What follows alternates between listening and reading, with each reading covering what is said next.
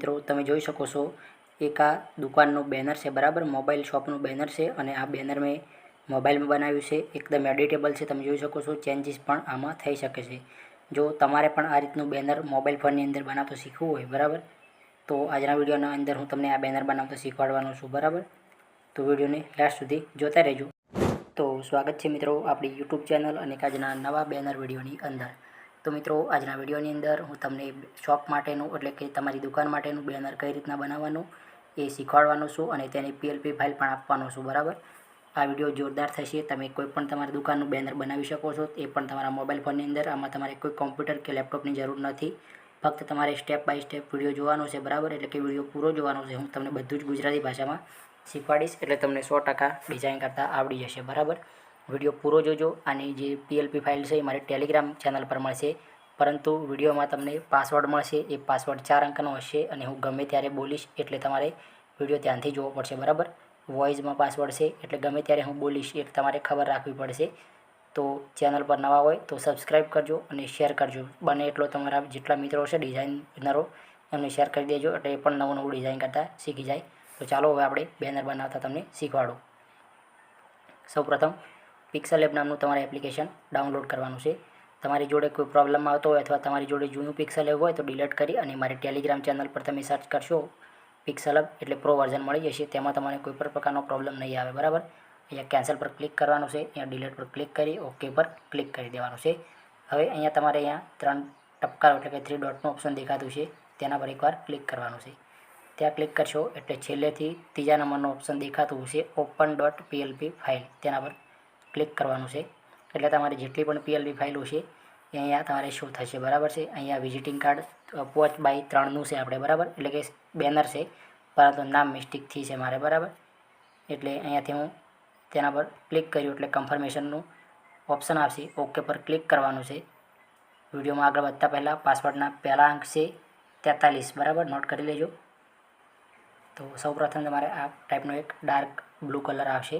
Colour change કરવો હોય તો અહીંયા ત્રીજા ચોથા નંબર પર ક્લિક કરવાનો, એ કલર પર ક્લિક કરશો એટલે તમે જેવો કલર તમારે રાખવો હશે એવો રાખી શકશો. ગ્રેડિયન્ટમાં મિક્સ કલર પણ તમે અહીંયાથી રાખી શકશો. આપણે ચોકડી પર ક્લિક કરીશું એટલે આપણે જે કલર છે તે આવી જશે. ત્યારબાદ અહીંયા એક લેયરનું ઓપ્શન દેખાતું છે, એની ઉપર 3 ટપકા પર ક્લિક કરવાનું છે અને ઇમેજ સાઇઝ પર ક્લિક કરશો એટલે જો તમારે એની સાઇઝ વધારવી હોય તો તમે અહીંયાથી વધારી શકો છો બરાબર. આ 5000 બાય 3000 છે, ઓકે કરશું આપણે કારણ કે એ સાઇઝમાં જ લેવાનું છે. ત્યારબાદ અહીંયા જે કહેવાનો મતલબ કે લેયરનું ઓપ્શન છે તેના પર ક્લિક કરવાનું છે. ત્યાં ક્લિક કરશો એટલે અહીંયા તમને ફરી એક બેકગ્રાઉન્ડ મળશે. જો તમારે કલર ચેન્જ કરવો હોય તો હું આગળ બતાવું. પહેલાં આને હાઇડ રાખું છું.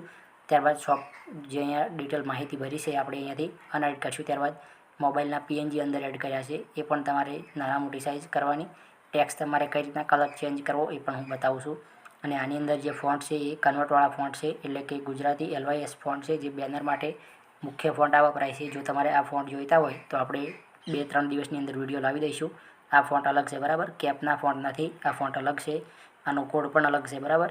આ જે પત્રિકા ડિઝાઇન અને બેનરમાં ખાસ વપરાતા ફોન્ટ છે, તમારે જોડે હોય પણ નહીં હોય તો બરાબર છે, બાકી આપણે વિડીયો લાવી દઈશું ટૂંક સમયની અંદર. ઓછા ફોન્ટ છે પરંતુ બહુ સારું કામ આપે છે. પોસ્ટર ડિઝાઇનમાં ક્વોલિટી અને એનું લખાણ છે હાઇલાઇટ તરત થઈ આવે છે. હવે હું તમને બતાવું, જોઈ શકો છો. આપણે આને એડિટ કરીશું તો કંઈક આ રીતનું લાગશે. કહેવાનો મતલબ કે આપણે ટેક્સ્ટ કલર ચેન્જ કરવો પડશે એટલે તમે આને ડિલીટ પણ કરી શકો છો. હવે તમે જોઈ શકો છો કે આપણું ફાઇનલ બેનર છે એ બની ગયું છે. અહીંયાથી થોડું ચેન્જ કરવા જેવું હોય અહીંયાથી કરવાનું છે બરાબર. હવે નંબર આપેલા છે અંદર કોલ ના કરતા બરાબર. આ તો મારે એક ઓર્ડર હતો એટલે મેં બનાવીને આપ્યું હતું તેમને, એટલે આ પીએલપી ફાઇલ સેવ કરી દીધી. એટલે ખોટી રીતે કોઈને હેરાન કરવાની. કલર ચેન્જ કરવો હોય તમારે તો ટેક્સ્ટ પર ક્લિક કરી અહીંયા એ પર ક્લિક કરી સ્ક્રોલ કરશો એટલે અહીંયા કલરનું ઓપ્શન મળી જશે. તમારે જેવો પણ કલર રાખવો હોય એવો અહીંયાથી કલર રાખી શકો છો બરાબર. અહીંયાથી તમે જોઈ શકો છો આપણે લાલ કલર રાખીશું. બેકગ્રાઉન્ડ પણ હવે તમારે અહીંયાથી કલરમાં જઈ અને ચેન્જ અહીંયા તમે જોઈ શકો છો. સારી એવી ક્વોલિટી કલરમાં કહેવાનો મતલબ કે આપણો જે બેનર છે એ બને છે, જોઈ શકો છો. જે શોભતા છે એ કલર શોભશે. આડેધડ કલર નાખશો તો સારું નહીં બને બરાબર, એટલે ખાસ ધ્યાન રાખવાની. તમે જોઈ શકો છો આ ડાર્ક પણ એક સારો લાગે છે આ રીતનો બરાબર.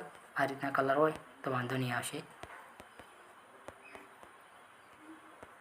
બરાબર. આ રીતના કલર એડ કરવાના.